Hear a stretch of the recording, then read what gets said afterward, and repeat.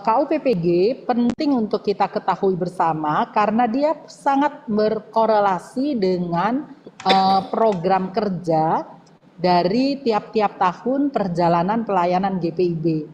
Nah, materi ini misalnya disusun pada waktu itu sehubungan dengan arahan untuk penyusunan program kerja di beberapa jemaat untuk bulan April 2022 sampai dengan Maret 2023. Tetapi secara umum kita akan melihat bagaimana KUPPG 4 itu harus menjadi payung, harus menjadi arah dalam membangun materi-materi program kerja pada tiap-tiap tahun dalam satu kurun waktu antara satu persidangan sinode dengan persidangan sinode yang lain. Slide yang kedua. Apa korelasi antara program kerja? Jadi kalau program kerja itu, di dalam program kerja kita akan melihat yang namanya rencana kerja. Kesepakatan untuk kurun waktu tertentu. Jadi kalau misalnya tadi dikatakan April 2022 sampai dengan Maret 2023 itu berarti untuk kurun waktu 1 tahun tersebut. Nah, program kerja harus menjadi panduan organisasi. Dari mana program kerja itu muncul? Program kerja mempunyai korelasi dengan visi, dengan penglihatan, pengamatan pada inti persoalan, pandangan, atau wawasan ke depan. Jadi ke depan kita mau bikin seperti ini. Untuk mengacu, untuk mencapai visi tersebut, maka kita perlu untuk melakukan karya-karya per bagian-bagian supaya kita bisa sampai kepada titik tersebut gitu. Itu sebabnya apa yang disusun pada tahun ini, apa yang dikerjakan pada saat ini, dia harus merupakan mata rantai daripada kerja untuk panjang ke depan. Nah, kemudian GPIB mengenal ada yang namanya program kerja. Dia mengenal ada yang namanya visi 20 tahun. Lalu dia mengenal juga namanya misi. Apa itu misi? Misi itu adalah cara untuk mewujudkan langkah-langkah yang harus diambil untuk mencapai yang namanya visi itu sendiri. Apa yang harus dibuat untuk mewujudkan visi. Jadi kita sebetulnya mempunyai yang namanya rumusan visi yang dirumuskan secara bersama. Kemudian kita mempunyai rumusan misi. Kapan rumusan visi dan misi ini dibuat? Rumusan visi dan misi ini dibuat pada waktu sebelum tahun 2005. Nah, pada tahun 2005 di dalam persidangan sinode kita menyepakati bersama rumusan visi dan misi yang akan menjadi arah perjalanan 20 tahun GPIB pada waktu lampau. Nah, di samping visi dan misi, Ibu Bapak Saudara-saudara, kita punya yang namanya tema. Tema itu gagasan pokok. Tema itu ide pikiran. Jadi kalau visinya seperti ini, kita punya visi melihat ke depan, terus gagasan utama bagaimana caranya sampai kita merumuskan yang namanya penglihatan atau pengamatan ke depan. Basicnya itu adalah tema itu. Gagasan pokoknya, ide pikirannya seperti ini, sampai akhirnya kita rumuskan visi kita seperti itu. Ide pikirannya seperti ini sampai akhirnya kita mengatakan kalau begitu untuk mencapai yang namanya visi maka kita harus melakukan langkah-langkah sebagai berikut. Jadi dengan kata lain yang namanya tema itu adalah dasar untuk membangun visi, untuk membangun misi, untuk membangun program kerja.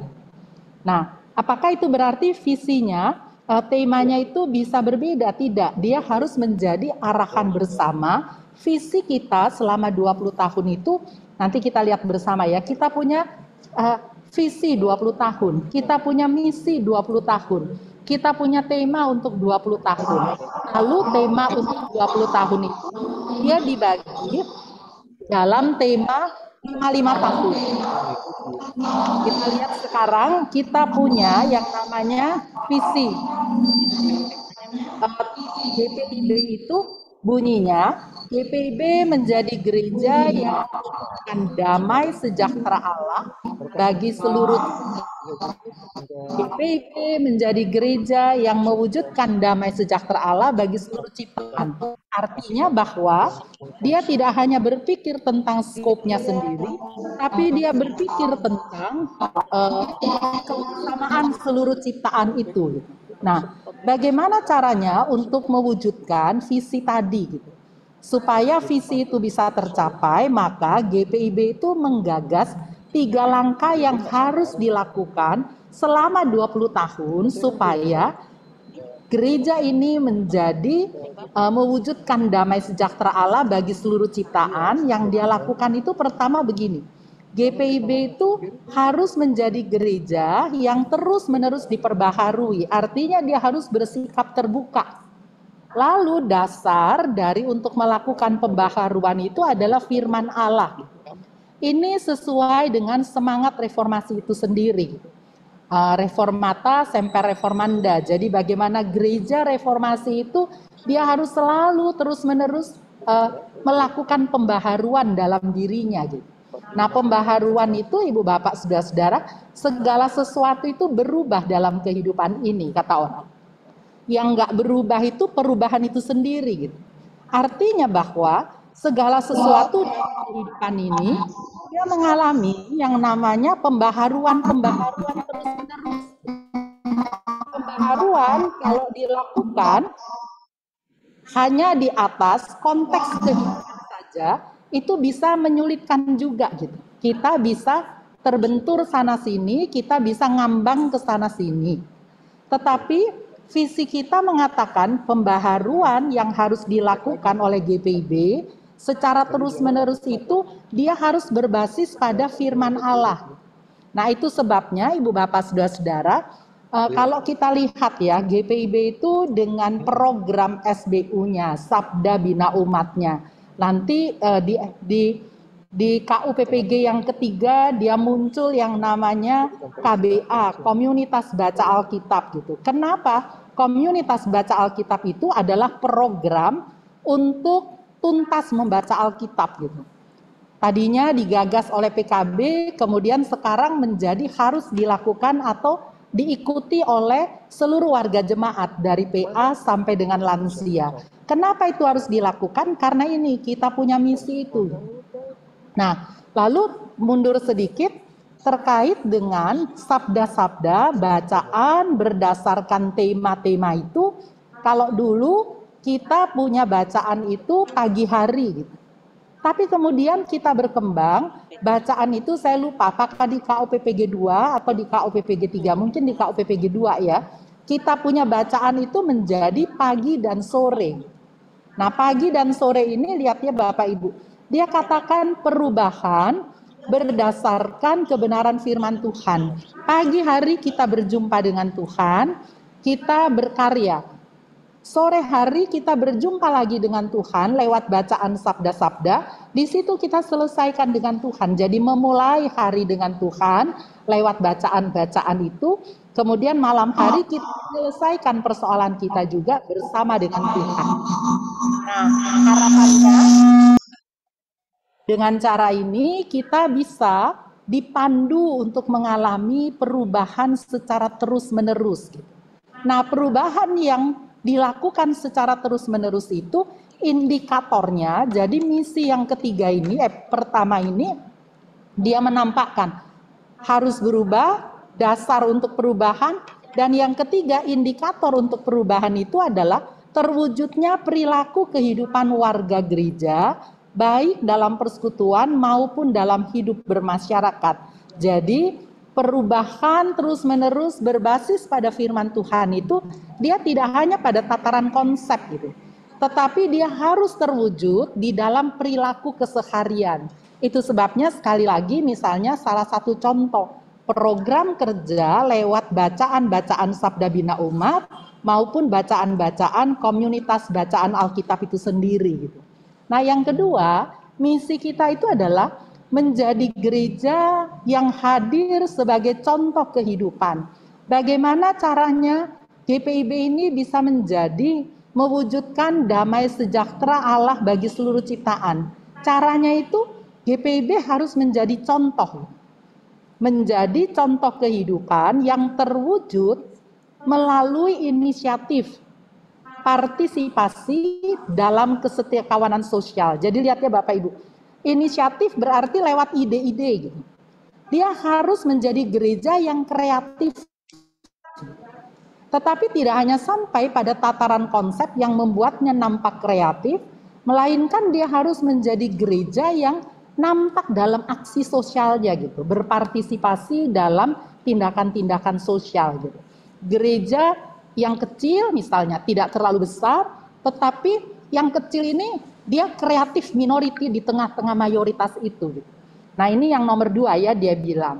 Kemudian dia bilang begini, kesetiakawanan sosial serta kerukunan dalam masyarakat basisnya adalah perilaku kehidupan keluarga yang kuat dan sejahtera.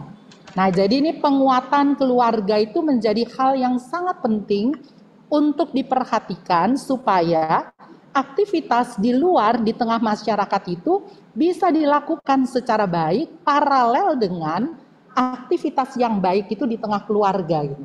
Jadi jangan sampai kita aktif di tengah-tengah masyarakat tetapi keluarga kita mengalami kebobolan gitu misalnya. Jangan sampai orang bilang dia kalau di luar rumah bagus tapi kalau di dalam rumah kelihatannya menimbulkan pergumulan yang sangat luar biasa misalnya.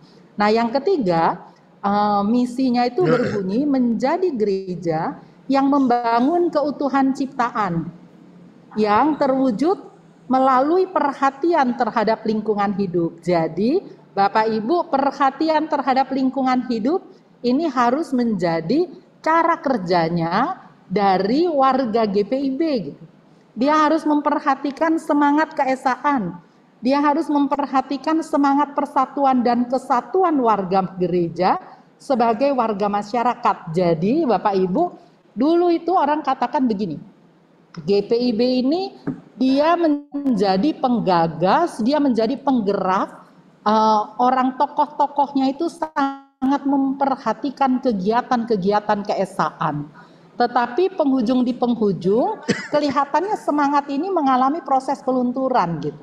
Itu sebabnya kita punya misi mengatakan tidak bisa kalau GPIB ini mau mewujudkan menjadi gereja yang mewujudkan damai sejahtera, maka mau tidak mau dia harus memperhatikan semangat keesaan. Dia harus masuk dalam aktivitas-aktivitas seperti itu sehingga tidak hanya menggerakkan warga jemaat secara internal tetapi ikut mempengaruhi warga gereja lainnya untuk bersama-sama memperhatikan semangat, memperhatikan keutuhan ciptaan dan keesaan di tengah masyarakat.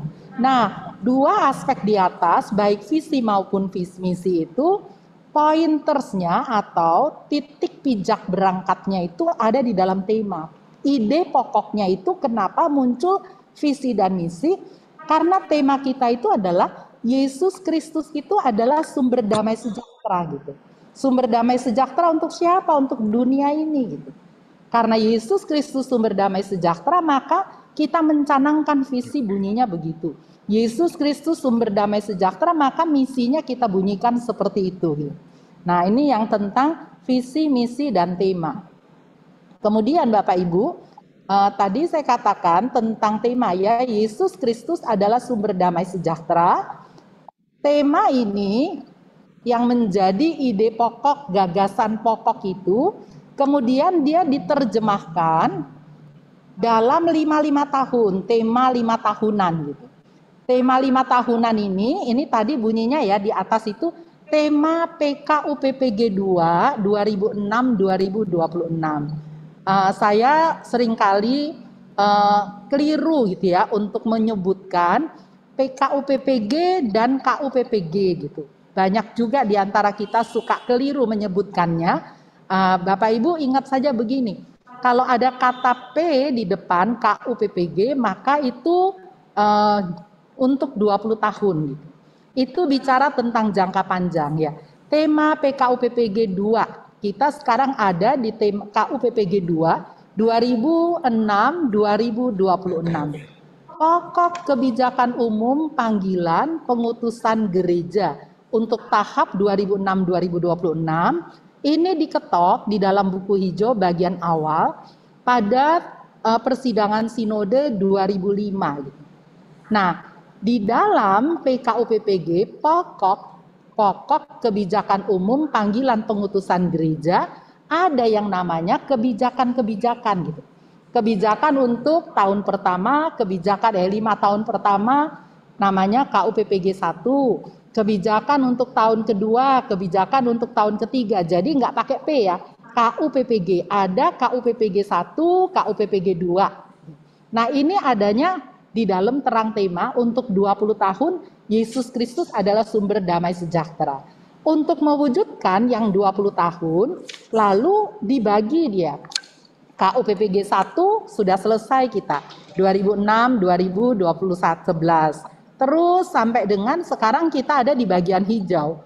Bagian hijau itu KUPPG yang keempat harusnya dia bergerak dari 2021 2026. Tetapi karena pandemi COVID-19 dan kesepakatan kita bersama, kita memundurkan KUPPG 3 itu dari 2016-2021 menjadi 2016-2022 dan konsekuensinya adalah KUPPG 4 itu dia yang harusnya 2021-2026 menjadi 2022-2026. Dalam persidangan sinode di Surabaya kemarin sebenarnya ada diusulkan untuk KUPPG yang keempat ini tetap 5 tahun, itu berarti 2022 sampai 2027. Tetapi persidangan sinode kita bersama-sama memutuskan kita tidak usah memperpanjang durasi waktu PKUPPG 2. PKUPPG 2 tetap berhenti di 2026. Konsekuensi logisnya adalah KUPPG yang keempat itu dia tidak menjadi 5 tahun, tetapi dia menjadi 4 tahun, 2022-2026. Tema kita untuk KUPPG yang keempat ini bunyinya, membangun sinergi dalam hubungan gereja dan masyarakat untuk mewujudkan kasih Allah yang meliputi seluruh ciptaan. Kita bisa melihat ya Bapak Ibu, dari tema ini ya kita perhatikan. Dari tema ini, kembali dulu mungkin ya, nggak usah dipindahkan dulu. Jadi Bapak Ibu kita melihat ya dari aspek ini, kalau kita perhatikan tema membangun sinergi dalam hubungan gereja dan masyarakat untuk mewujudkan kasih Allah yang meliputi seluruh ciptaan. Nah ini ada beberapa kata kunci ya. Kerja yang mau dilakukan itu adalah sinergi hubungan gereja dan masyarakat. Tujuannya itu adalah mewujudkan kasih Allah, dan kasih Allah itu diwujudkan untuk seluruh ciptaan gitu. Kenapa seluruh ciptaan? Kita ingat karena kita punya visi bunyinya seperti itu gitu. Nah lalu kita lihat lembar selanjutnya, slide berikutnya Bapak Ibu. Tema KUPPG 4 2022-2026. Tadi dari yang hijau, sekarang dari yang hijau ini muncul begini. Membangun sinergi dalam hubungan gereja dan masyarakat. 4 tahun tema KUPPG, lihat ya Bapak Ibu. Jadi tema yang kita ada di depan kita bagian atas ini adalah bagian dari tema 20 tahun. Kemudian tema 4 tahun ini dia sosialisasikan ya, dia diturunkan gitu ya menjadi tema 1 tahun supaya kerja itu dia fokus pada arahan tema 1 tahun untuk mencapai yang 5 tahun itu gitu. Jadi kerja 1 tahun targetnya untuk untuk membentuk yang arahnya 5 tahun. Nanti kerja 5 tahun untuk mewujudkan yang 20 tahun gitu. Nah orang suka bilang begini, kenapa kok banyak sekali temanya ya? Sebenarnya mana ini tema GPIB yang sebenarnya? Nah Bapak Ibu, kenapa muncul pertanyaan ini? Karena kita melihat tema-tema itu terpisah-pisah gitu. Sebetulnya kita udah lihat, ada tema 20 tahun, ada tema 55 tahun, untuk pindah dari satu tema 5 tahun masuk ke tema yang kedua 5 tahun, KUPPG 1 ke KUPPG 2, kita punya mekanisme persidangan sinode. Untuk masuk dari satu tema per tahun ke tema per tahun lainnya, kita pakai mekanisme yang namanya persidangan sinode tahunan gitu. Jadi kalau pindah ke tema berikutnya per tahun itu dilakukan lewat PST. Perpindahan dari tema 5 tahun ke 5 tahun berikutnya itu masuk di dalam tema mekanisme persidangan sinode yang 5 tahun sekali. Nah, lihat Bapak Ibu bahwa tema KUPPG 4 ini, kalau Bapak Ibu perhatikan kita punya tema per tahun ya, di warna abu-abu, hijau, merah, dan biru. Pertama, kalau Bapak Ibu lihat, dia mengatakan mengoptimalkan sinergi intergenerasional. Ada kata-kata kunci yang selalu muncul. Kata kunci yang muncul pertama itu adalah intergenerasional. Nah, pada waktu kita mencoba untuk membangun konsep tentang KUPPG yang dibahas dalam Randas, Ranum, Rantap, dan akhirnya ditetapkan, kita melihat begini Bapak Ibu. Kalau bicara tentang membangun sinergi, ini sinergi siapa gitu? Sinergi itu, kata sinergi itu dikatakan bahwa energi, dia akar kata dari energi. Jadi kalau bicara tentang sinergi itu, ada energi di masing-masing kehidupan kita gitu. Saya punya energi, mungkin energi saya 1 atau 2 gitu. Bapak Ibu juga punya energi, barangkali ada yang 3, ada yang 4, ada yang 6. Tapi masing-masing kita punya energi. Nah, energi itulah yang harus dibangun gitu. Energi saya tidak boleh mendominasi energi Ibu Bapak, tapi energi kita masing-masing dioptimalkan gitu.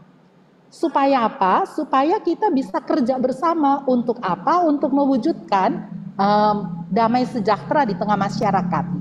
Nah, kemudian pada waktu kemarin dipikirkan begini, ini energi sumber daya insani yang kita miliki ini ternyata kalau diangkat ke permukaan dia terdiri dari beberapa sekat-sekat gitu, beberapa bagian gitu. Intergenerasional. Jadi ada generasi misalnya generasi baby boomer, generasi A, generasi dan selanjutnya gitu. Itu sebabnya dikatakan kita perlu untuk mengoptimalkan yang namanya sinergi intergenerasional. Kalau kita melakukan sinergi, mengoptimalkan sinergi intergenerasional internal gereja, maka ini akan berdampak seperti kartu domino itu gitu. Dia berdampak untuk sinergi di tengah masyarakat itu pun juga akan dilakukan gitu. Contoh ya Bapak Ibu, kalau dalam keluarga itu terbangun sinergi secara baik antara ibu, bapak, seluruh anggota keluarga, maka atmosfer yang seperti ini akan dirasakan juga di luar kehidupan bergereja, keluarga gitu. Itu akan mempengaruhi, cara hidup, membangun sinergi itu nampak dalam kehidupan keluarga itu misalnya. Nampak dalam kehidupan bergereja, dan karena itu kalau gereja mengerjakannya, memberikan membangun ruang. Bagaimana caranya kita membangun sinergi intergenerasional? Apa yang dilakukan gereja ini, dia pasti akan berdampak pada kehidupan bermasyarakat. Nah, itu sebabnya lalu dikatakan bahwa selama 4 tahun ini, mari kita fokus pada kegiatan-kegiatan yang berbicara tentang sinergi intergenerasional itu. Nah, tahun pertama 2022-2023, kalau Bapak Ibu melihatnya, ada 3 aspek sebenarnya yang mau dikatakan di sana. Pertama, intergenerasional GPIB. Yang kedua, kepemimpinan misioner. Sebetulnya ketika Randas dan Ranum sampai dengan Rantap itu masih dipercakapkan, itu kepemimpinan misioner itu di tahun kedua gitu. Tetapi karena dia menjadi 4 tahun, akhirnya tahun pertama dan kedua itu disatukan gitu. Itu sebabnya kerja di tahun pertama adalah sinergi intergenerasional, tahun kedua mengembangkan kepemimpinan misioner, dan yang ketiga, aspek ketiga itu adalah konteks budaya digital. Nah, tahun yang kedua, kalau Bapak Ibu lihat, 2003-2024, dia juga bicara tentang intergenerasional. Dia juga berbicara tentang konteks budaya digital. Jadi dua aspek ya, intergenerasional, konteks budaya digital. Tahun yang ketiga, kita juga berbicara tentang intergenerasional dan berbasis komunitas digital. Tahun yang keempat, kita juga berbicara tentang intergenerasional dengan mendayagunakan teknologi digital. Nah, artinya selama 4 tahun ini, GPIB ini dia mau fokus pada kegiatan-kegiatan program kerja untuk mewujudkan misinya itu, visinya, dengan cara memperhatikan aspek intergenerasional SDI-nya di tengah-tengah budaya digital. Kenapa? Karena budaya digital itu menjadi konteks kehidupan bergereja kita pada saat ini. Nah, dari situ Ibu Bapak Saudara-saudara, berdasarkan penjabaran atau melihat tema dalam perjumpaannya dengan konteks, slide kedua boleh ya Pak? Baru kita mencoba untuk melihat arah daripada fungsi utama, fungsi penunjang gereja dan jemaat gitu Bapak Ibu. Nah, GPIB merumuskan, jadi dalam persidangan sinode di Surabaya kemarin, dia sudah merumuskan mau kemanakah gereja ini dalam aspek pelayanan, kesaksian, dan persekutuannya. Jadi kalau orang tanya, apa konsep GPIB untuk gereja, gitu, untuk pelayanan, untuk diakonia? Apa konsep GPIB untuk kesaksian, marturia?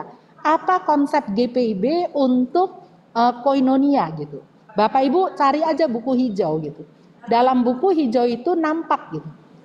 Untuk KUPPG 4 ini misalnya, untuk persekutuan ada 3 sasarannya.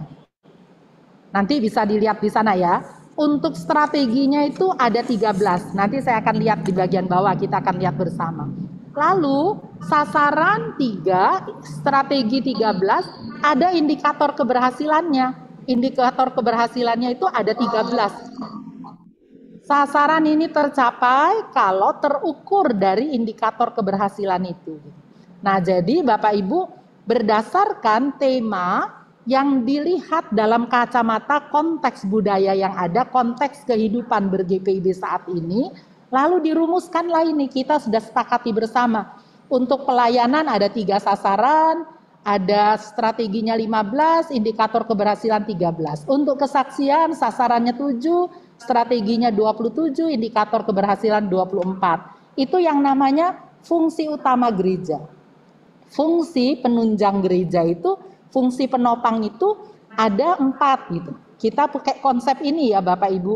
Fungsi utama. Fungsi utama itu apa? Fungsi utama itu pelayanan, tridharma panggilan gereja itu Bapak Ibu. Koinonia, marturia, dan diakonia. Di SDI itu sasarannya ada 3, strategi 12, di dana ada 3, strategi 9, fasilitas sasarannya 3, strateginya 9, sumber daya insaninya sasarannya ada 3, strateginya ada 7. Nah, sekarang kita lihat lebih lanjut ya. Nah, ini saya sengaja buat Bapak Ibu warna hijau tua, yang lebih tua itu, ini kita punya konsep ber-GPIB yang kita putuskan bersama. Seharusnya masing-masing gereja bisa merumuskan untuk persekutuan, misalnya jemaat Paulus ini mau apa ya sasaran kita di bidang persekutuan untuk 4 tahun ke depan gitu. Nah ini monggo silakan, harusnya dirumuskan di bagian yang lebih muda ini, misalnya hijau muda, biru muda, pink muda, dan lain sebagainya. Nah sekarang kita lihat untuk membuat yang namanya arah dari fungsi utama dan fungsi pelayanan gereja serta jemaat itu, Ibu Bapak, sebenarnya kita bangun bukan asal bangun gitu. Kita melakukan analisa terhadap tantangan dan peluang kehidupan pelayanan gereja. Bolehkah dilihat slide selanjutnya Pak? Nah ini dilihat begini, pada waktu penyusunan KUPPG itu Ibu Bapak dilakukan kajian, kemudian dikatakan bahwa tantangan yang dihadapi secara eksternal oleh GPIB pada waktu selama ini ya, jadi pada waktu itu dan dilihat ke depan ini kita masih akan bergumul dengan aspek-aspek seperti ini. Perang proksi, fundamentalisme dan radikalisme, globalisasi, COVID-19, revolusi industri, pudarnya etika, dan lain sebagainya. Setidaknya ada 4 aspek inilah yang coba diangkat ke permukaan. Kemudian peluang eksternal, jadi selain tantangan eksternal, dilihat juga peluang eksternal. Ada 4, bahkan 5 ya peluang eksternal. Hubungan yang baik dengan pemerintah itu dipandang sebagai peluang yang baik. Berbadan hukum, GPIB itu berbadan hukum. Warga NKRI, sehingga kita bisa mengatakan saya ini anak bangsa, saya punya hak juga di tengah-tengah hidup berbangsa ini. Jejaring ekonomis dan iman, jejaring usaha dan lain sebagainya. Selain itu ada juga yang namanya tantangan internal gereja.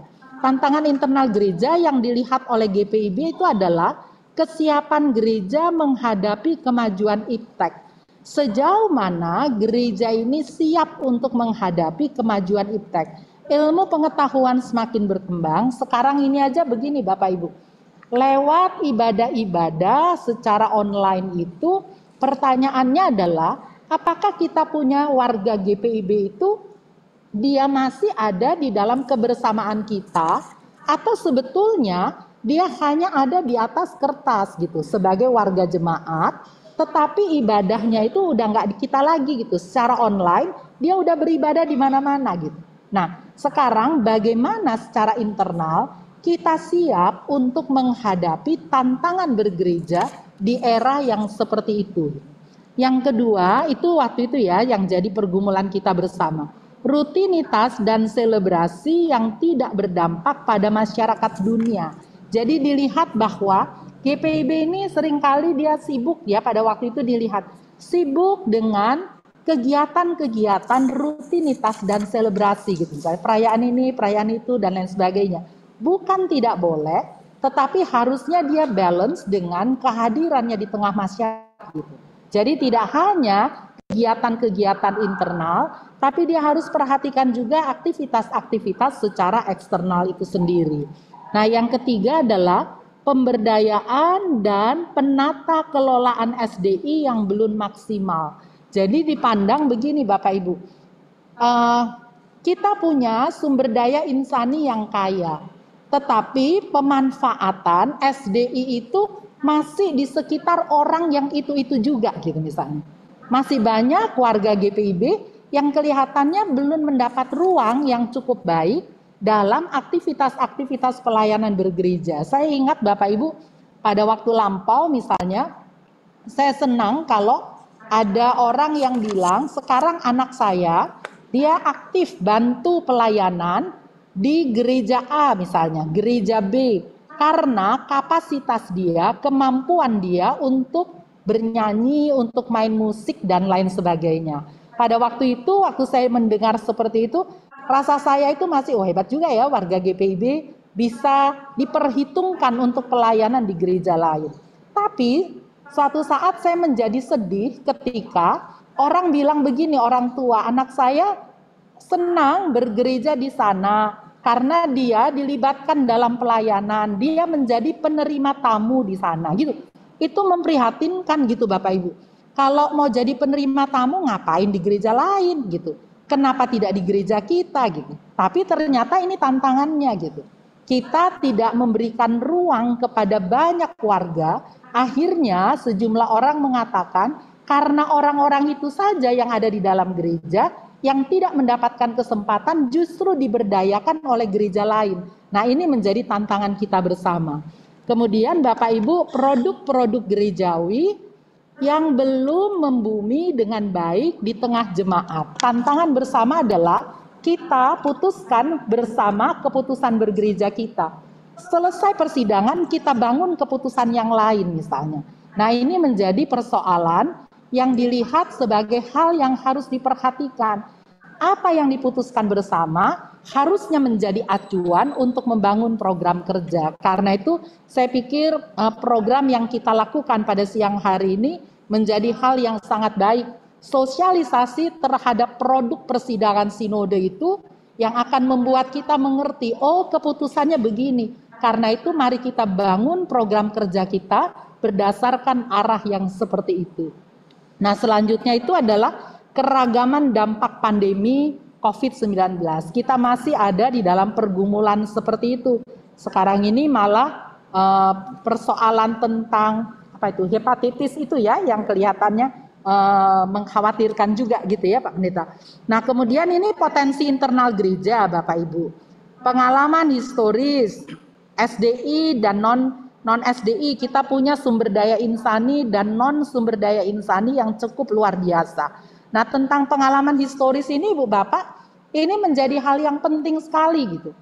Kita perlu melihat kita punya pengalaman bergereja yang luar biasa gitu. Sehingga kita harus katakan bahwa kita ini GPIB mewarisi warisan Calvinis, tetapi kita punya konteks yang kelihatannya membuat warisan Calvin itu mungkin tidak lagi berwarna merah kental itu, tetapi warnanya menjadi berbeda di tengah-tengah konteks kita gitu misalnya. Tapi kita tetap mewarisi Calvinis gitu. Nah, kemudian yang kedua, perangkat gereja. Kita punya perangkat gereja.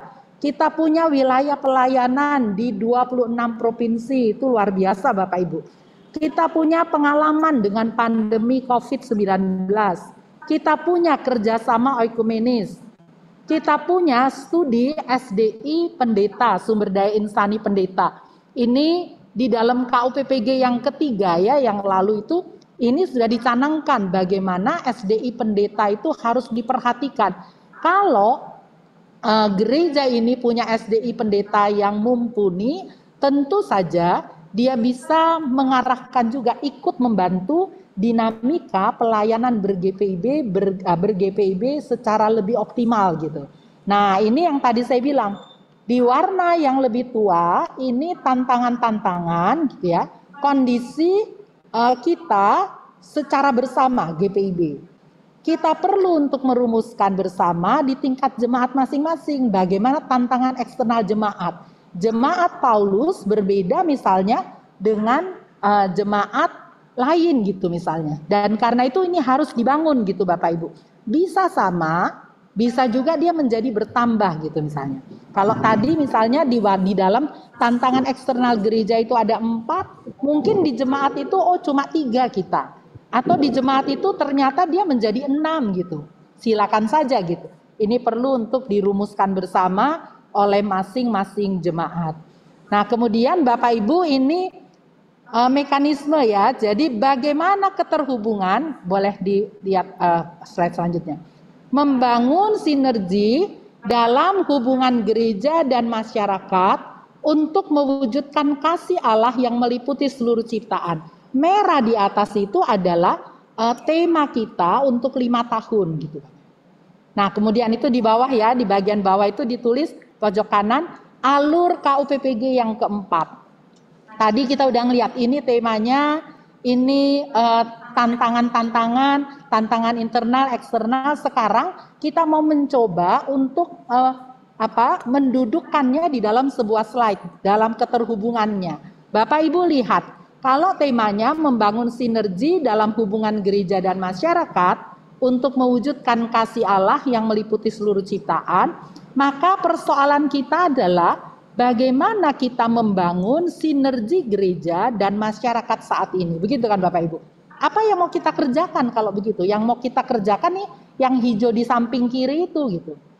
Membangun sinergi gereja dan masyarakat saat ini.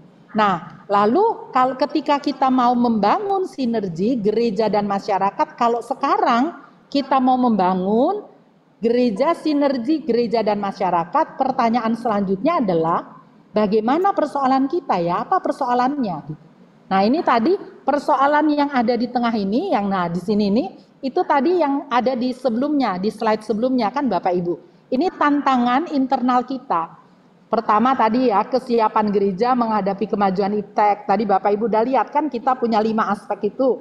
rutinitas dan selebrasi yang tidak berdampak pada masyarakat dunia. Ketiga itu pemberdayaan dan penata kelolaan SDI yang belum maksimal. Tadi saya sudah sebutkan. Produk-produk gerejawi ini persoalan kita gitu. Keragaman dampak pandemi. Nah, kalau persoalan ini coba untuk diselesaikan Bapak Ibu, maka kita munculkan yang namanya konsepsi membangun sinergi gereja masyarakat. Jadi kita mau membangun konsepnya, lalu kita munculkan persoalannya. Nah, berdasarkan konsep yang mau dibangun, muncul persoalan, baru kita bilang kalau begitu ini konsepsi membangun sinergi gereja masyarakat gitu. Yang kuning ini dibangun berdasarkan apa gitu Bapak Ibu? Memperhatikan potensi internal, tadi slide sebelumnya ya, potensi internal, kemudian dia memperhatikan juga tantangan eksternal, peluang eksternal gitu.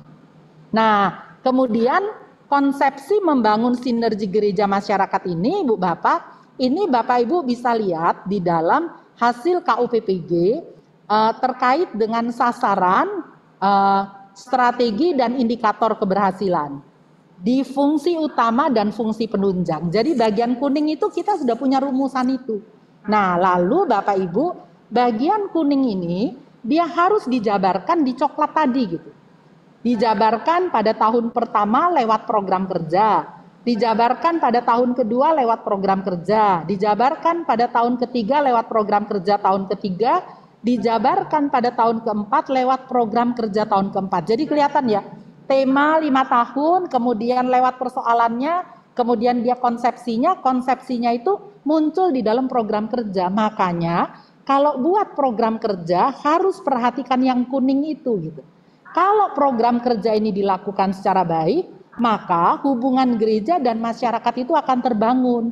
Nah, kalau hubungan gereja dan masyarakat itu terbangun, maka kasih Allah yang meliputi seluruh ciptaan itu bisa kita syukuri bersama. Nah, jadi Bapak Ibu lihat, yang merah tema 5 tahun itu sekarang menjadi terjabarkan gitu. Di dalam warna hijau sampai dengan warna biru yang bagian atas. Kasih Allah meliputi seluruh ciptaan. Nah, ini yang 5 tahun. Sekarang kita lihat yang kedua, ini tahunan ya Bapak Ibu. Nah, tahunan itu misalnya, ini kan alur pikir tahun pertama KUPPG. Mengoptimalkan, bolehkah di slide selanjutnya Pak? Mengoptimalkan sinergi intergenerasional. Ini yang di atas sekarang tahun pertama, ya kan Bapak Ibu.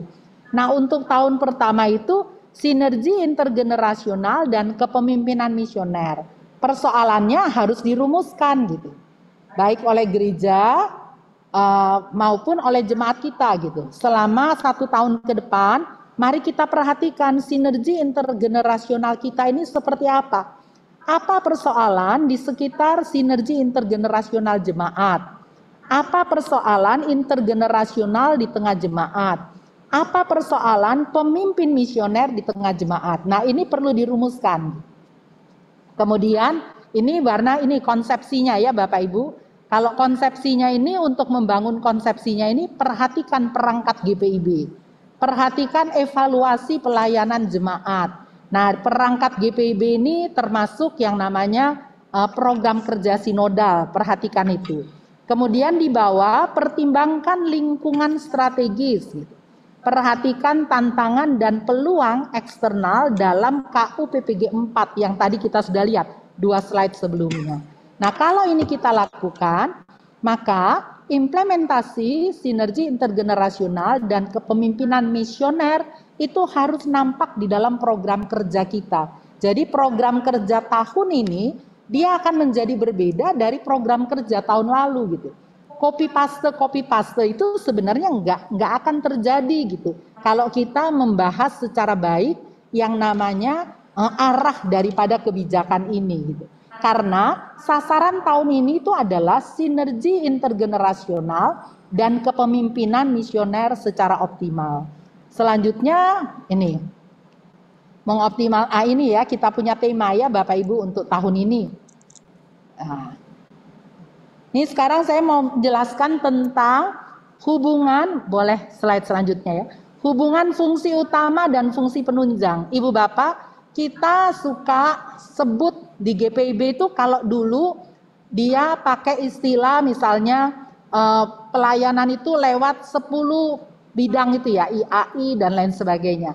Sekarang dia menggunakan istilah fungsi utama dan fungsi penunjang. Apa itu ya? Fungsi utama itu begini Bapak Ibu. Kalau orang tanya, apa sih tugas gereja? Apa sih peran penting, peran utamanya gereja dalam dunia? Misalnya. Itulah namanya fungsi utama.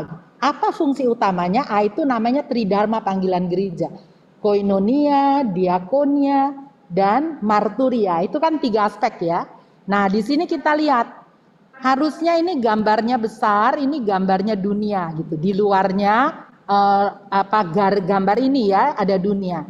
Lalu Bapak Ibu lihat dia ada di 3 bagian. Ini tridharma panggilan gereja ya, ada pelayanan, persekutuan, kesaksian.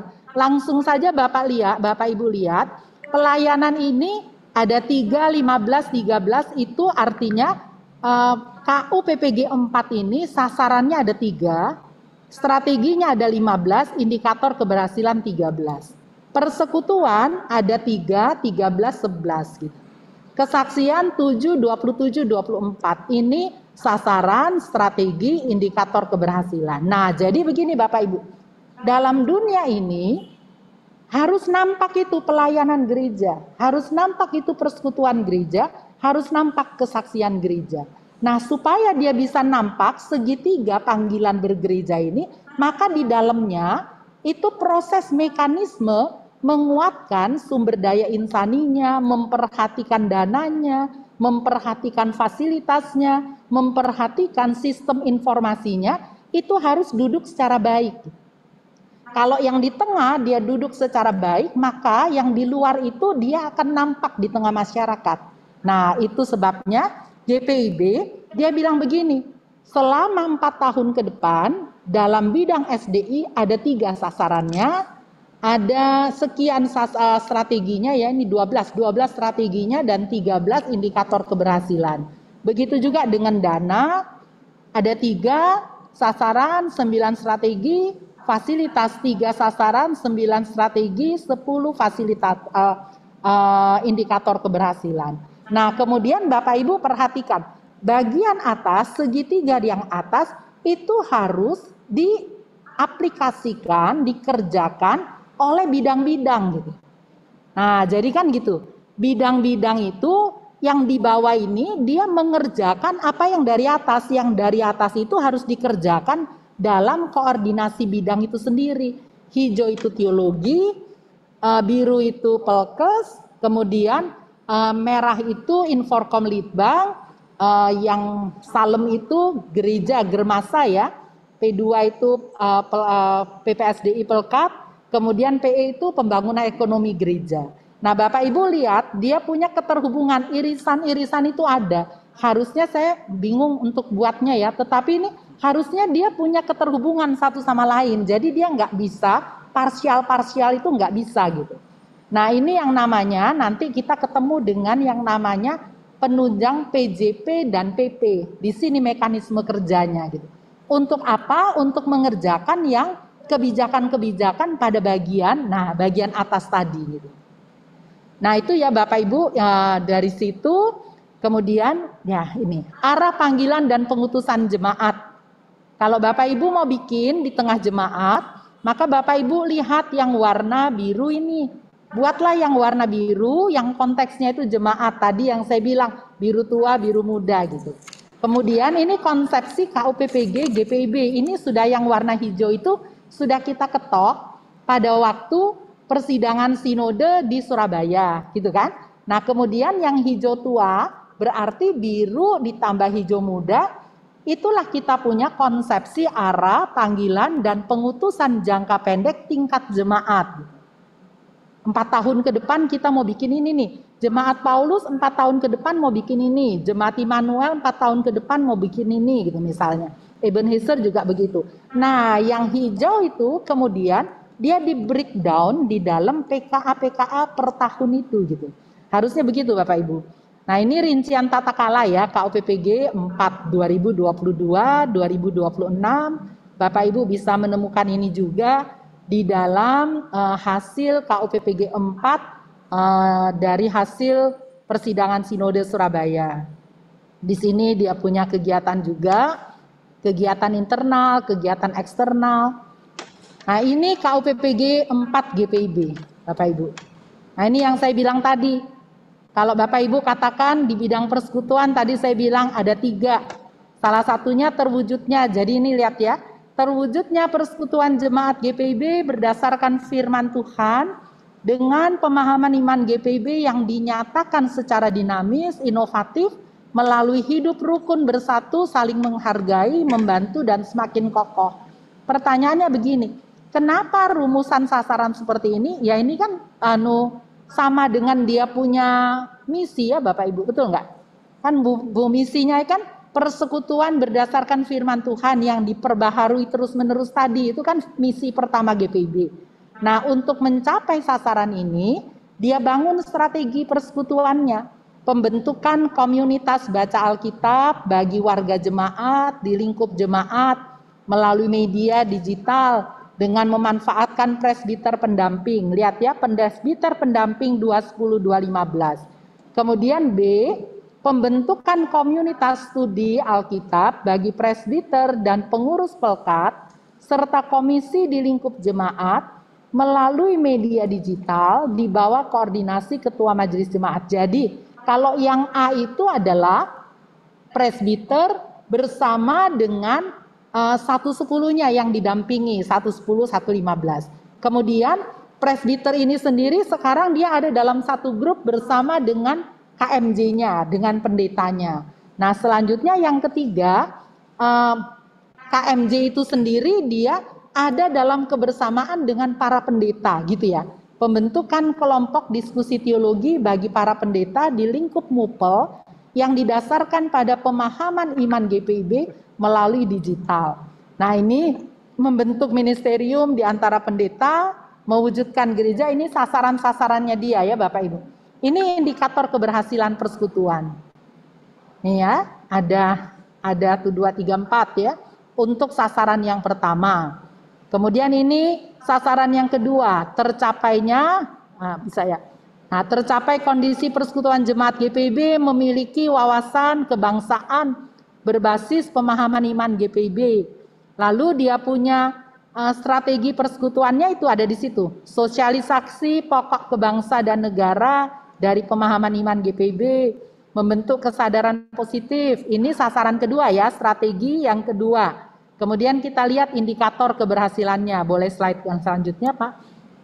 Nah, ini diketok Bapak Ibu pada waktu persidangan sinode 21 di Surabaya kemarin. Ini indikator keberhasilan untuk sasaran kedua di bidang persekutuan.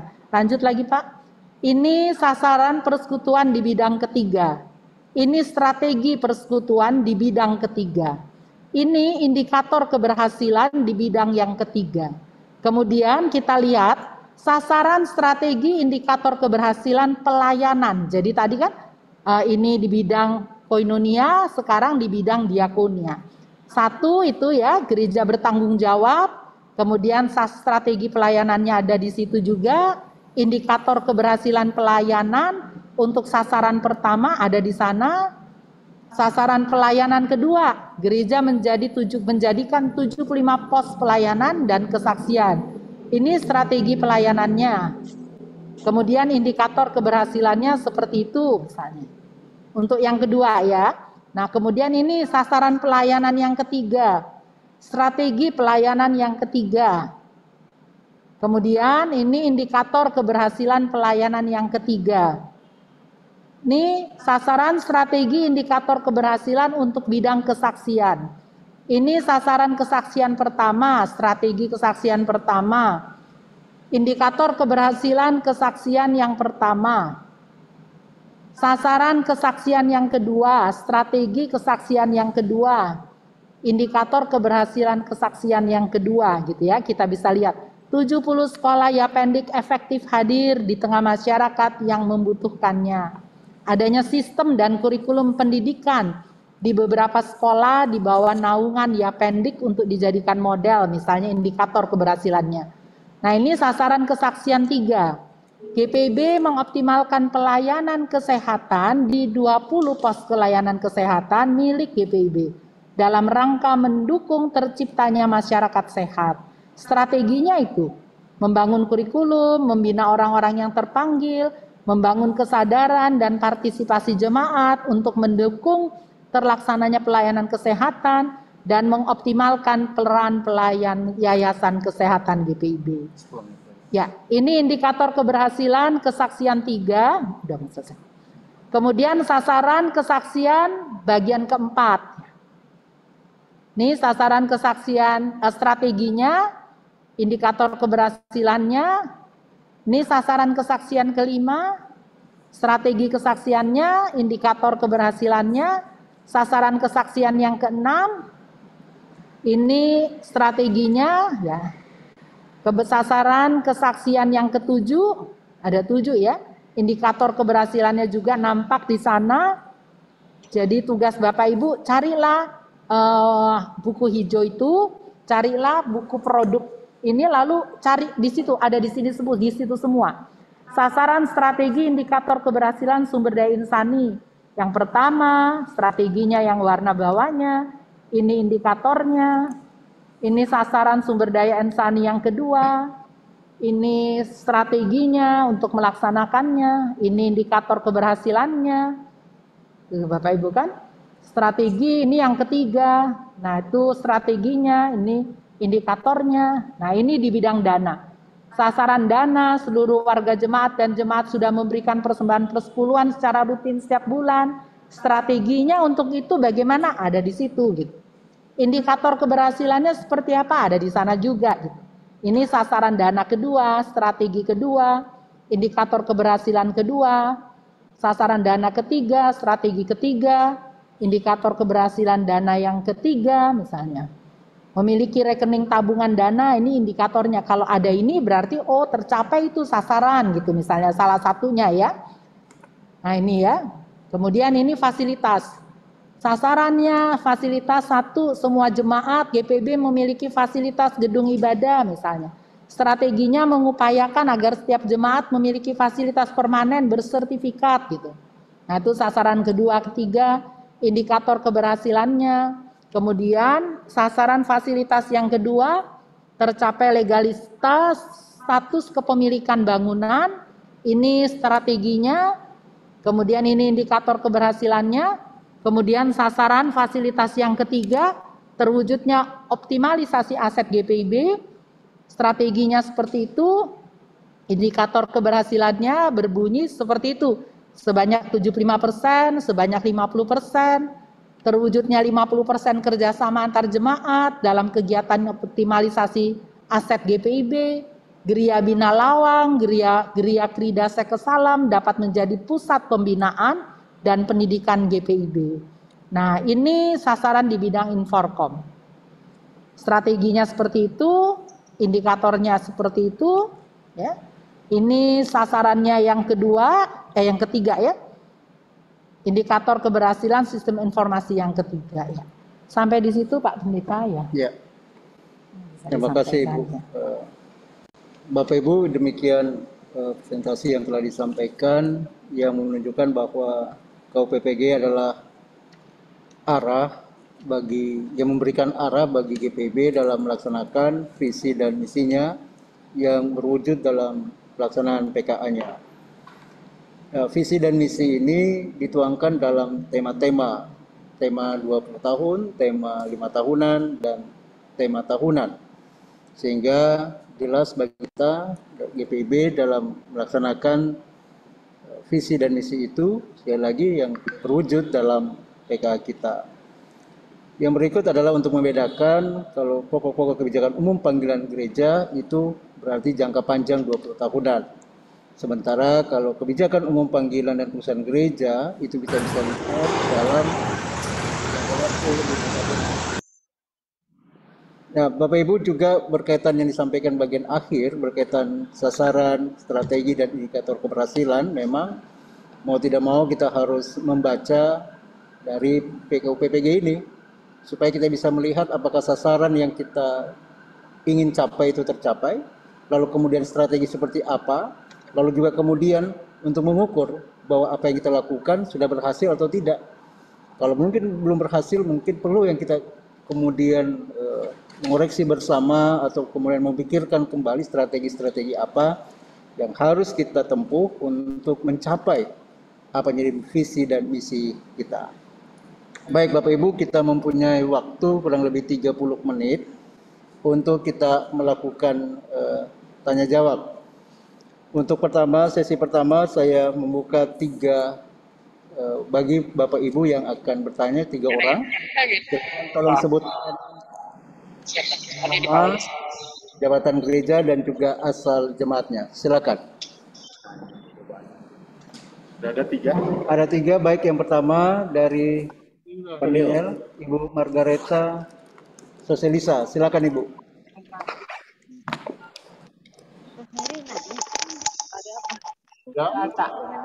Ya, silakan Bu. Ibu Margareta Soselisa, silakan.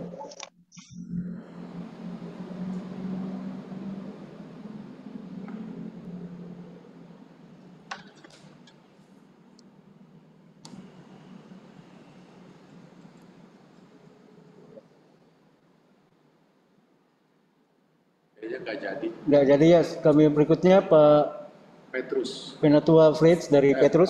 Fritz dari Petrus. Silakan Pak. Ya, baik, terima kasih Pak Pendeta Venofri. Pertanyaan untuk Pendeta Marlene. Ibu mengenai tadi, penjelasan Ibu mengenai visi, misi, tema, begitu juga dengan strategi dan indikator keberhasilan, itu sudah baik sekali dari sisi konsep dan sudah memenuhi kaidah-kaidah dalam teori atau konsep strategic management ya Bu. Nah, cuman saya mau menanyakan dalam konteks implementasinya di jemaat Bu, karena dalam kenyataannya selama ini kami kesulitan untuk melingkan atau menghubungkan antara strategi atau misi yang sudah dicanangkan oleh Majelis Sinode ke program-program dalam PKA jemaat, karena adanya time frame yang sangat mepet ya. Dari hasil keputusan persidangan sinode turun ke MUPEL baru sampai ke jemaat itu kadang-kadang sudah di akhir Maret atau bahkan di awal April, sehingga kami mengalami kesulitan ketika menyusun PKA-nya untuk menghubungkannya tadi. Ya, jadi mungkin ke depan perlu dipikirkan bagaimana supaya mekanisme atau proses ini bisa dipercepat supaya kita tetap bisa menjaga keterkaitan antara program dari sinode, MUPEL dengan program-program yang ada di jemaat. Itu yang pertama. Yang kedua juga ada hubungannya dengan implementasi, yaitu apakah tidak sebaiknya ke depannya nanti template yang sudah dibuat oleh hasil keputusan persidangan sinode ini dalam rangka KUPPG ya, itu juga dibuat menjadi template yang standar yang bisa kami terapkan juga di tingkat jemaat supaya sama gitu template-nya Bu. Jadi ada indikator keberhasilan dan sebagainya. Karena saya lihat dalam kenyataannya mungkin ya masing-masing jemaat membuat template yang berbeda-beda. Jadi akan sulit nanti mengaitkannya satu dengan yang lain. Mungkin itu pertanyaan saya Bu. Kalau cukup jelas atau tidak, silakan. Ya, baik. Terima kasih. Yang berikut dari Maranatha. Silakan Pak Pendeta Murwanto. Ya, selamat siang. Makasih moderator Pak Pendeta Venofri. Selamat siang Ibu Pendeta Marlene. Ya, Bu, menarik ya, selalu bahwa saya teringat kayak model pemerintahan di Orde Baru ya, negara Pelita dan sebagainya, GB, KUPG dulu kita ya, PKUPPG sekarang. Nah, kita ini sudah berada, katakanlah sudah di penghujung KUPPG keempat ya, 2022-2026. Pengalaman Ibu Marlene, mohon maaf nih saya bertanya karena 2 periode di Majelis Sinode sebagai pimpinan GPIB, salah satu fungsionaris. Ada ke dalam? Ya.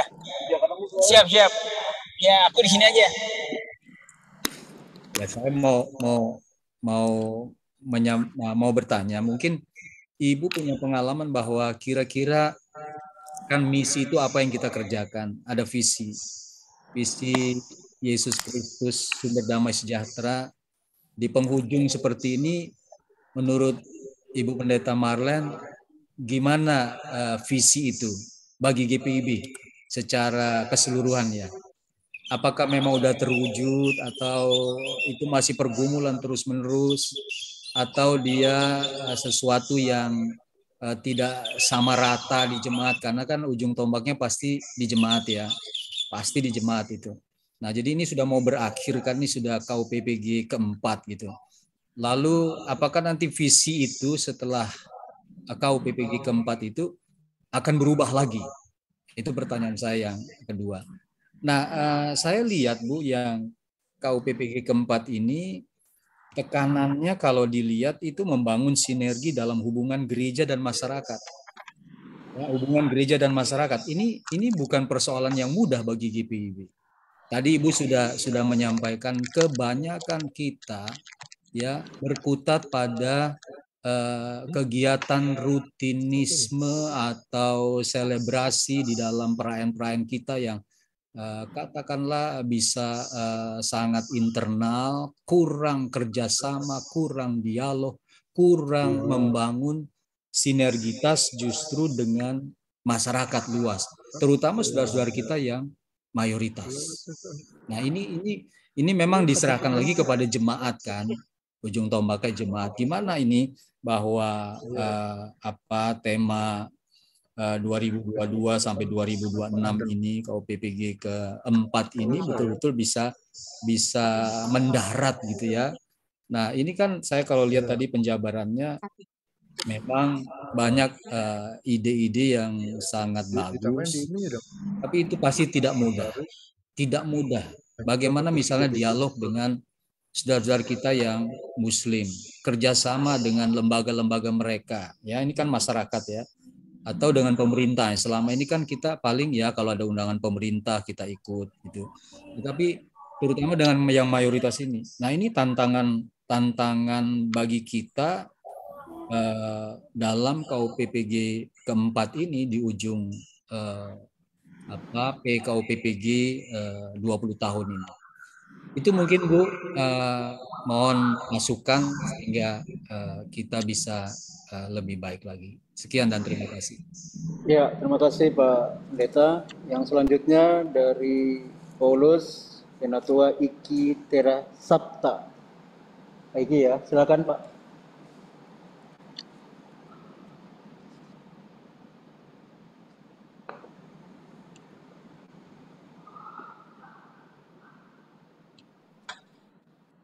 Pak Iki silakan.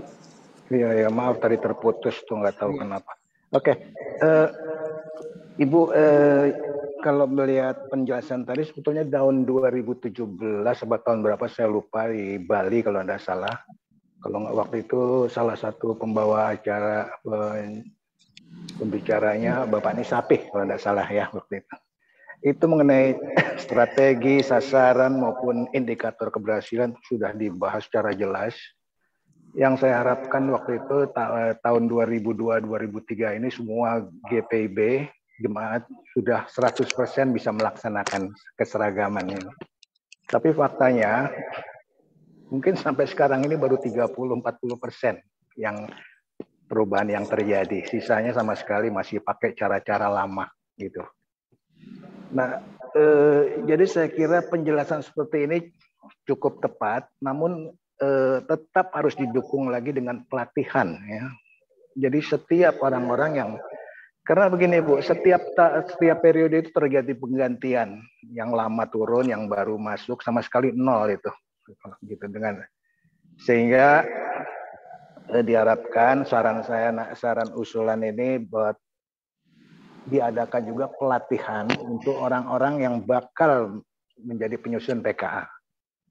Sehingga ada progres yang betul-betul terasa bahwa target yang disampaikan ini bisa tercapai dalam waktu yang 2 tahun atau 3 tahun mendatang, bisa mencapai 100% keseragaman pemahamannya. Ya, saya kira itu aja Ibu. Terima kasih. Baik Bapak Ibu, yang kita terbagian pertama dari Pak Fritz berkaitan visi misi dan tema. yang memang secara konsep sudah baik, namun bagaimana implementasinya dalam ketika akan berada dalam penyusunan PKA di jemaat yang berkaitan template-nya bisa saja berbeda satu dengan yang lain. Itu mungkin yang secara garis besar yang ditanyakan, silakan. Yang kedua berkaitan pertanyaan dari Pak Murwanto, bertanya tentang pengalaman Ibu Pendeta selama 10 tahun di Majelis Sinode, 11 tahun barangkali ya Bu ya, lebih tepat. Apakah sasaran-sasaran strategi dan indikator itu sudah tercapai, khususnya dalam mengakhiri PKPG kita yang keempat ini? Lalu bagaimana juga dialog yang sudah dibangun, ataukah sudah lebih baik atau masih kurang, khususnya dengan kelompok-kelompok mayoritas? Yang ketiga, pertanyaan juga adalah berkaitan sasaran strategi dan indikator, bahwa faktanya baru sekitar 30% yang dapat melakukan seperti apa yang diharapkan dari PKPG kita. Dan juga diperlukan pelatihan untuk orang-orang yang akan menyusun PKA. Demikian Ibu, silakan. Ya, terima kasih Pak Pendeta Vino. Terima kasih Bapak-Bapak untuk pertanyaan yang menurut saya sangat baik sekali. Yang pertama, saya mau menjawab dulu dari yang belakang ya. Tadi dikatakan tentang perlu untuk pelatihan. Saya pikir memang betul itu pelatihan ya untuk penyusunan program kerja berbasis hal-hal yang seperti ini memang perlu untuk dilakukan, penting. Karena begini Bapak Ibu, kita ini sebenarnya gereja yang cukup lama sudah, tadi Pak Murwanto mengatakan ini seperti mekanisme GBHN kita gitu.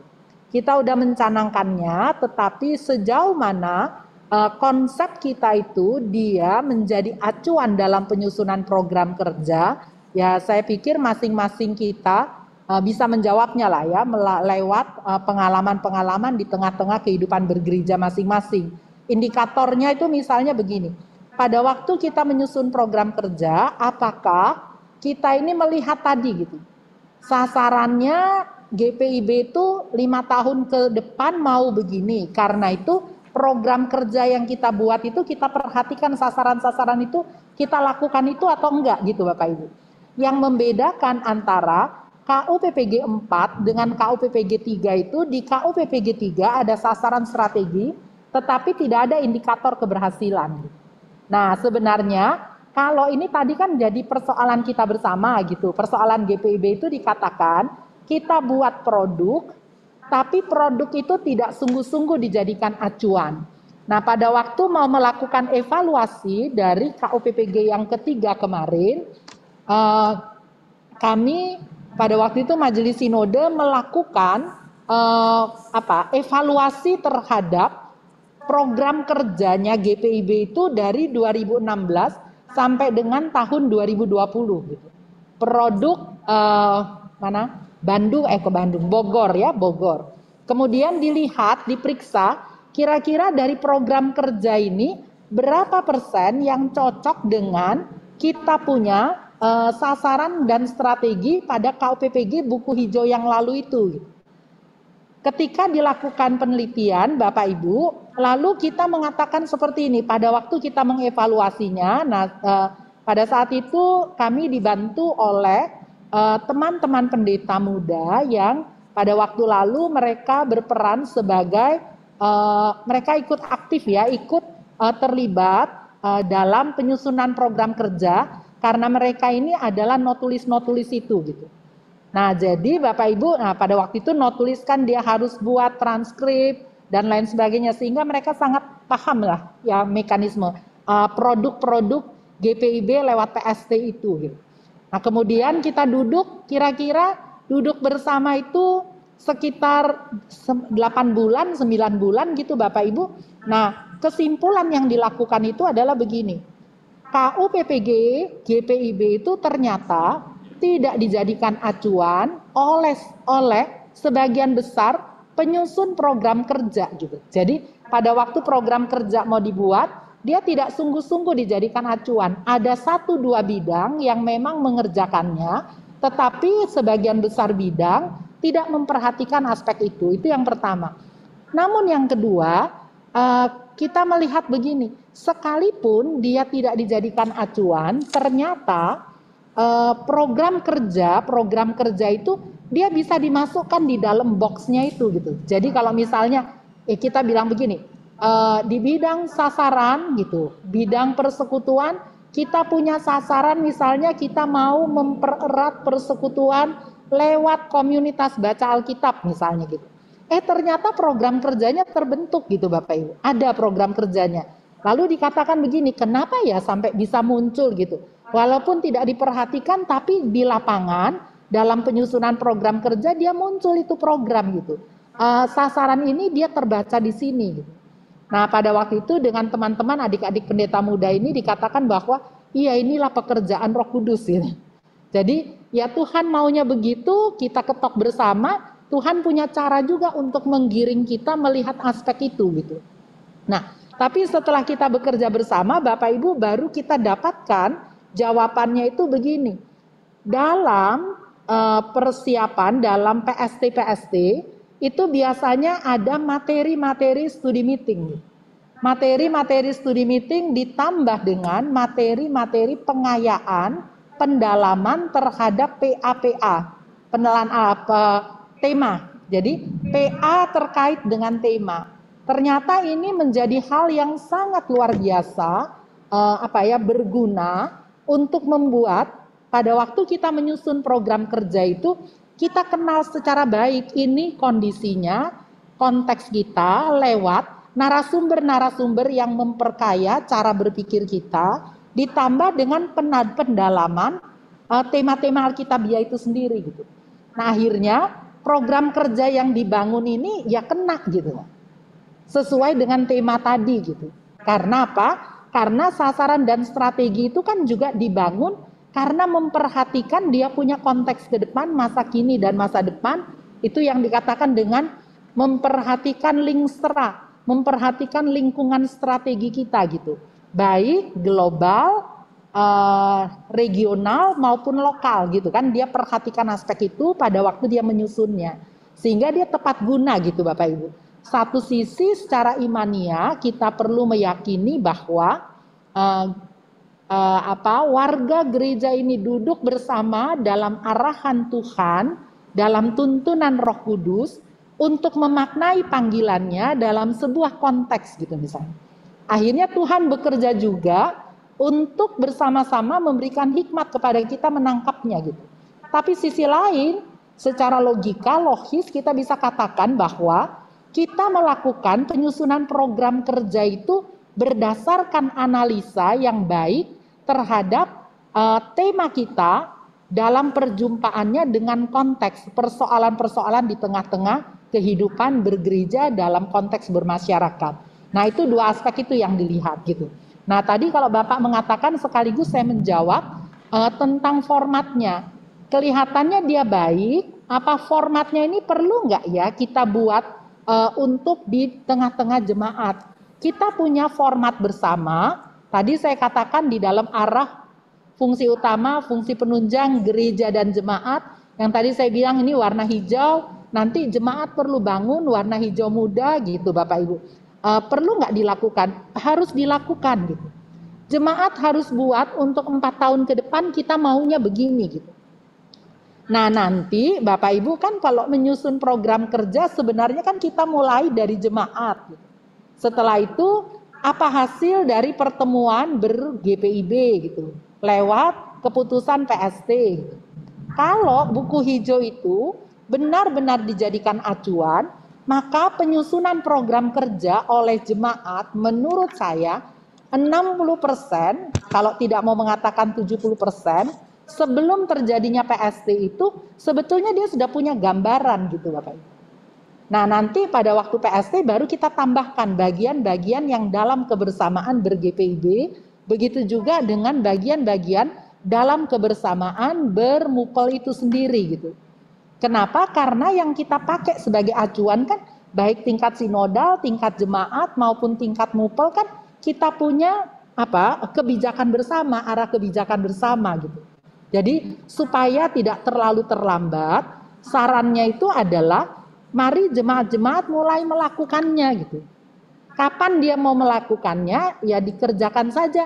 Misalnya Januari itu sudah mulai dikerjakan supaya pada waktu Februari nanti persidangan PST dia dilakukan selesai, maka PST itu dia memberikan masukan juga terhadap hasil kerja yang sudah mulai dilakukan gitu.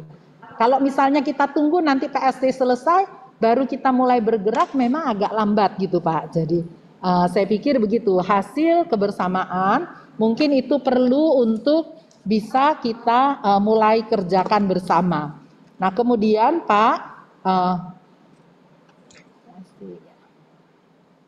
ya, lalu Bapak Ibu ini ada catatan penting, saya pikir ya, perlu juga itu kadang-kadang, ini persoalan kita bersama. Jadi tadi kan dikatakan persoalan kita bersama itu adalah produk-produk gerejawi itu ternyata dia tidak terimplementasikan, tersosialisasikan secara baik di tingkat jemaat gitu. Salah satu persoalan yang kita sadari juga itu Bapak Ibu begini, utusan yang pergi ketika dia pulang misalnya dia nggak bawa hasilnya gitu misalnya. Jadi dia nggak memberikan informasi ini hasilnya begini gitu misalnya Bapak Ibu. Itu menjadi persoalan juga yang perlu, itu sebabnya kenapa sampai begitu orang yang pergi dia tidak menginformasikan hasilnya.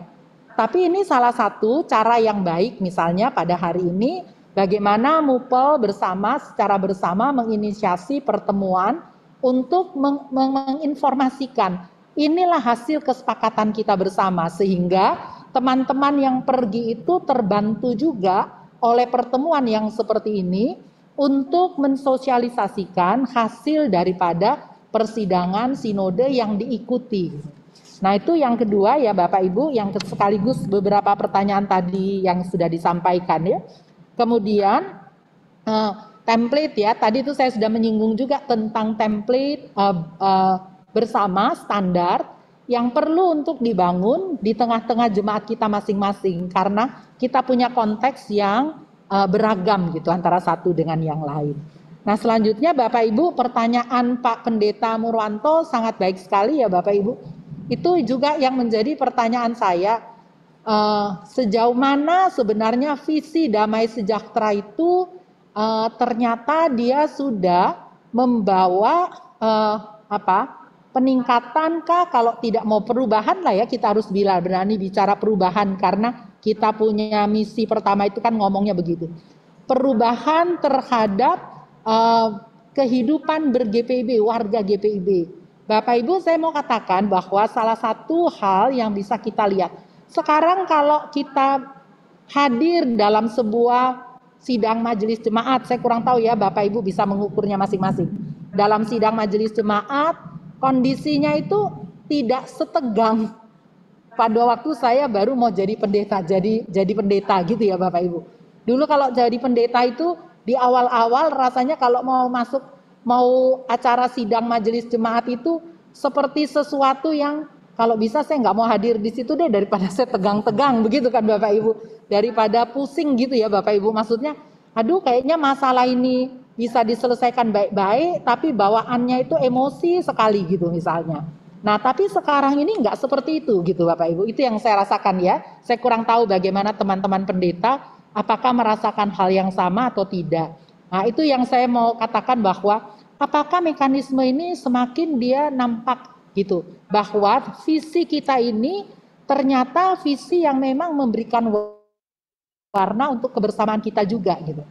Ketegangan ribut-ribut antara jemaat, internal jemaat itu juga tidak terlalu tinggi juga gitu. Itu menurut saya ya, saya kurang tahu bagaimana di pengalaman Ibu Bapak sekalian. Nah kemudian tidak salah Pak bahwa kita punya masyarakat, tadi kan dikatakan kita punya tantangan itu adalah fundamentalisme dan radikalisme yang masih kita rasakan juga di tengah masyarakat misalnya. Kita mau hadir bersama dengan mereka, tapi ternyata mereka punya kecurigaan-kecurigaan itu gitu. Tapi syukur ya Bapak Ibu, kondisi-kondisi pandemi ini kelihatannya meretas juga kekakuan-kekakuan itu gitu. Jadi kondisi bisa lebih cair di tengah masyarakat. Lalu menurut saya juga kita perlu gitu untuk bangun kegiatan-kegiatan yang bisa memfasilitasi orang-orang di sekitar lingkungan gereja gitu. Nah, kadang-kadang ya Bapak Ibu ada yang mengatakan misalnya ya warga jemaat yang komplain gitu, presbiter yang komplain dengan kehadiran KMJ-nya misalnya. Sampai selesai ternyata sampai mutasi dia tidak tahu siapa RT-nya, siapa RW-nya gitu misalnya. Nah, pada waktu lalu kondisi yang seperti itu masih didengarkan gitu. Tapi sekarang orang semakin didorong untuk tidak bisa begitu, kita harus hadir di tengah masyarakat. Nah, yang kedua itu Pak, GPIB punya strategi misalnya pada waktu yang kemarin itu ya KUPPG 3 itu kita menguliakan ya, kita memberikan GPIB memberikan beasiswa terhadap para pendeta dan didorong mereka bisa kuliahnya itu di IAIN gitu. Maksudnya kan sesuatu yang memang secara terprogramkan harus dikondisikan. Pendeta-pendeta GPIB ini harus ada yang tahu juga gitu. Sehingga kalau diajak berdiskusi maka ada orang-orang ini yang bisa berdiskusi bersama dengan mereka gitu. Dan belajarnya itu tidak di sekolah-sekolah teologi Kristen, tetapi justru di IAIN gitu, misalnya di Jogja dan lain sebagainya. Nah, ini salah satu strategi Pak Pendeta. Apakah sudah ada dampaknya? Pasti dampaknya tidak secepat itu juga gitu kan ya. Tapi saya yakin 2-3 tahun, 4 tahun, 5 tahun ke depan kita akan melihat dampaknya itu semakin luas di tengah-tengah masyarakat kita. Nah, program kerja barangkali ya Bapak-bapak, Ibu-ibu kita bisa bangun ya kayak semacam program kerja 17 Agustus misalnya. Kalau kita mau bikin 17 Agustus, barangkali kita bisa minta juga itu Pak Lurah kek, Pak RT, dia hadir untuk memberikan nasihat kek, dia memberikan apa gitu lewat mimbar gereja misalnya, merayaannya bersama-sama atau bagaimana gitu kan. Jadi ada event-event atau ada kegiatan-kegiatan nasional yang sebetulnya dimunculkan ke permukaan, kemudian mengajak warga gereja dan warga masyarakat di sekitar situ gitu. Tapi kadang-kadang kan kita kurang memperhatikan aspek-aspek yang seperti itu gitu. Saya kurang tahu ya misalnya kayak kemarin Hari Kartini gitu. Apakah kita memperhatikan juga Hari Kartini misalnya ya, itu dirayakan bersama di gereja kita, di jemaat. Memang sekarang ini kan lagi pandemi gitu, masih online dan lain sebagainya. Tapi mari kita lihat gitu, kepekaan kita terhadap hari-hari nasional itu apakah dia muncul juga atau sebenarnya kita kurang peka, kurang peduli tentang aspek itu. Jadi maksud saya kalau misalnya kita tidak mudah, benar yang Bapak katakan, tidak mudah. Saya ingat kalau saya ketemu dengan pertanyaan, itu tidak mudah, itu susah gitu misalnya. Almarhum Bapak Profesor Wimpoli itu, kalau saya bilang susah Pak, dia bilang gitu, susah, dia bilang kerjakan. Jadi jawabannya itu cuma susah, kerjakan. Dia bilang begitu kan Bapak Ibu. Tidak mudah, kerjakan. Begitu kira-kira ya. Itu yang yang saya selalu ingat kalau kita sempat ngobrol sama Pak Wimpoli itu sempat termunculkan kata susah Pak gitu misalnya. Langsung dia jawab, kerjakan. Begitu aja. Jadi kalau tidak mudah, cari jalan. Gitu kira-kira Bapak Ibu. Nah mungkin itu yang bisa saya sampaikan ya Pak. Mudah-mudahan bisa menjawabnya. Ya, terima kasih Ibu. Baik Bapak Ibu, saya pikir sudah bisa menjawab semua pertanyaan dari 3 penanya di termin pertama. Sekarang kita buka termin kedua atau termin terakhir. Silakan Bapak Ibu. Baru satu orang. Ya, mungkin dengan cuma satu orang. Silakan Pak Ferry dari Paulus. Oh iya, terima kasih.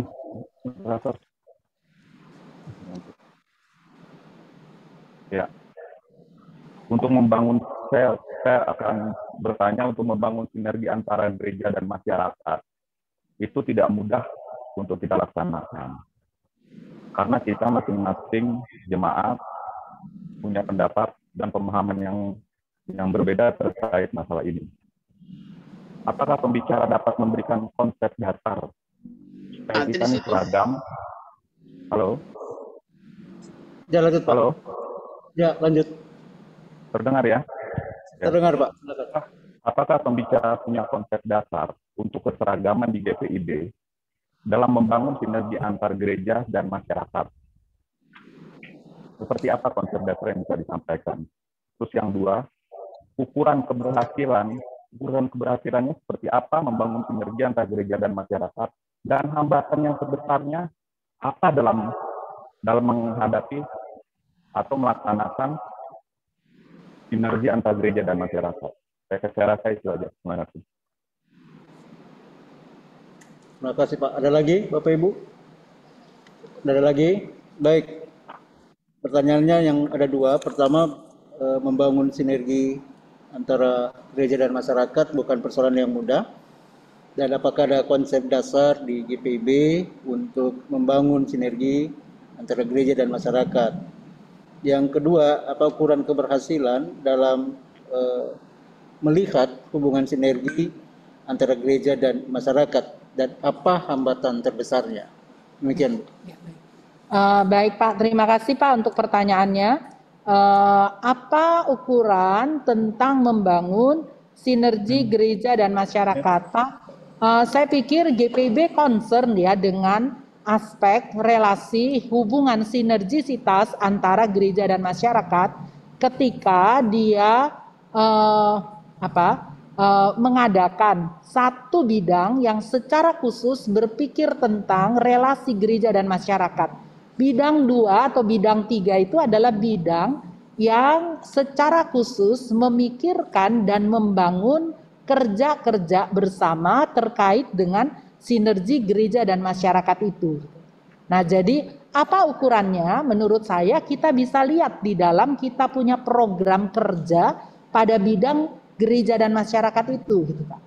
Nah, itu yang pertama ya. Yang kedua misalnya, kalau Bapak mengatakan apakah program-program kerja yang ada itu sudah menampakkan bahwa kita GPIB itu memperhatikan aspek itu. Menurut saya iya, Pak. Kita sekarang GPIB itu memperhatikan juga loh isu-isu di tengah masyarakat. Misalnya 16 hari kekerasan KDRT misalnya, kekerasan ya, bicara tentang kekerasan pada bulan November. Itu selama 16 hari setiap minggu gitu misalnya. Ada itu tema-tema yang dimunculkan untuk orang berbicara tentang kekerasan itu sendiri, stop dengan kekerasan misalnya. Isu topik bicara tentang misalnya tentang gender, kesetaraan gender. Aspek itu pun juga ternyata menjadi topik yang diangkat masuk dan menjadi pokok percakapan juga di dalam kehidupan bergereja gitu. Lalu Bapak mengatakan apakah GPIB memperhatikan misalnya aspek tentang kehidupan bergereja, misalnya bermasyarakat, gereja dan masyarakat. Iya, kami misalnya di dalam SBU ya, pada waktu lalu untuk membuat bacaan-bacaan SBU, itu diperhatikan juga misalnya bulan Juni, Juli, perhatikan misalnya bulan-bulan Pancasila gitu. Butir-butir dalam sila Pancasila, dia harus dimasukkan di dalam kehidupan ber-GPIB lewat bacaan-bacaan SBU. Nah, jadi memang sulit, memang tidak mudah, tetapi itu sedang dilakukan gitu, Pak. Berapa persen pencapaiannya? Saya pikir pencapaiannya kalau kita melihat dia hadir di tengah masyarakat, dia bisa tidak merasa asing di tengah masyarakat, itu jadi sesuatu yang antara satu jemaat dengan jemaat lain mungkin agak berbeda gitu kan Pak ya. Nah, jadi yang bisa menganalisa itu menurut saya masing-masing jemaat. Mari masing-masing jemaat melihat sejauh mana kehadirannya di tengah masyarakat itu bisa membuat warganya sendiri aktif dalam hidup bermasyarakat, atau masyarakat itu sendiri merasakan kehadirannya di tengah-tengah persekutuannya. Jadi kalau hambatannya apa gitu ya Pak ya? hambatannya itu ya menurut saya hambatan yang sangat manusiawi sekali. Yang sangat manusiawi sekali itu maksudnya begini, kita ini kan sukanya egosentris ya, perhatikan diri kita sendiri gitu misalnya.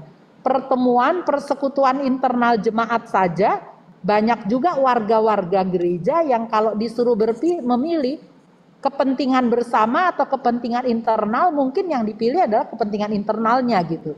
Nah, juga perjumpaan dengan gereja lain, kadang-kadang orang masih suka bilang begini, kita saja belum selesai, kenapa kita harus bantu yang luar?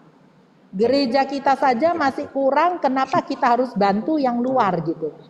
Kalau kita bicara begitu kan sebetulnya sampai mati pun juga kita nggak pernah selesai dengan keperluan-keperluan internal kita. Harusnya sambil kita memenuhi kewajiban kebutuhan pribadi kita, sambil kita memperhatikan juga tanggung jawab kita terhadap orang lain. Jadi hambatannya seperti apa? Menurut saya hambatan tadi gitu Pak, kecenderungan untuk egosentris. Yang kedua adalah keberanian untuk membangun komitmen dan melaksanakan komitmen itu. Jadi keberanian untuk mengatakan bahwa kalau kita bantu orang juga kita tidak akan kekurangan, karena toh Tuhan menginginkan kita hadir untuk menjadi berkat untuk sesama gitu misalnya. Nah jadi seperti itu. Kalau dulu itu saya ingat sekali ya, salah satu persoalan ber-GPIB itu misalnya Bapak Ibu, kalau pendetanya terus-terusan di luar misalnya, itu jemaat bisa, kenapa ini pendeta keluar-keluar terus gitu misalnya. Nah tapi lama-kelamaan dalam kondisi begitu itu membuat si pendeta nggak bisa keluar gitu kan, karena dia habis waktunya untuk kegiatan-kegiatan internal gitu. Nah tapi sekarang saya melihat cukup banyak juga pendeta yang dia bisa lakukan pekerjaan di luar sambil melakukan aktivitas di dalam gitu. Jadi saya yakin bahwa GPIB ini ke depan dia tentu akan menjadi gereja yang semakin mendandani kehidupan, memperbaharui dirinya sesuai firman Tuhan. Tadi ada satu pertanyaan yang disampaikan oleh Pak Pendeta Murwanto tentang apakah visi yang saat ini kita pakai selama 20 tahun itu akan menjadi visi kita kembali atau tidak. Nah ini nanti akan menjadi keputusan kita bersama gitu kan Bapak Ibu. Bukan majelis sinode yang memutuskan, tetapi ini akan menjadi keputusan kita bersama dalam mekanisme ke depan gitu. Tentu saja lewat analisa-analisa kita bersama, apakah visi ini masih tepat atau kita harus merubahnya atau kita akan mempertahankannya. Nah, Bapak Ibu, satu hal menurut saya ini tips juga ya. Dalam rangka PST misalnya persidangan sinode, barangkali penting juga gitu. Setiap utusan itu dia memperhatikan yang namanya pengayaan itu. Jadi PA-nya gitu, terus materi-materi yang diberikan, karena itu kan menjadi kelengkapan cara berpikir kita untuk membahas, untuk menyepakati bersama hal-hal yang akan kita lakukan ke depan. Saya pikir itu mungkin Pak Pendeta yang bisa saya sampaikan. Terima kasih. Baik, terima kasih Bapak Ibu. Waktu kita juga sudah habis. Dengan demikian untuk materi PKUPPG pada saat ini telah selesai. Terima kasih buat Pendeta Marlen yang telah memberikan kita wawasan dan juga pengetahuan berkaitan dengan PKUPPG GPIB. Tuhan memberkati Ibu dalam pelayanan dimanapun berada. Bapak Ibu, kita berikan aplaus sebagai bentuk organisasi kita. Bapak Ibu, kita foto bersama dulu. Mari Bapak Ibu yang bisa membuka kamera, buka kameranya, dan Bapak Ibu yang ada dalam gedung ibadah ini mulai bersama-sama kita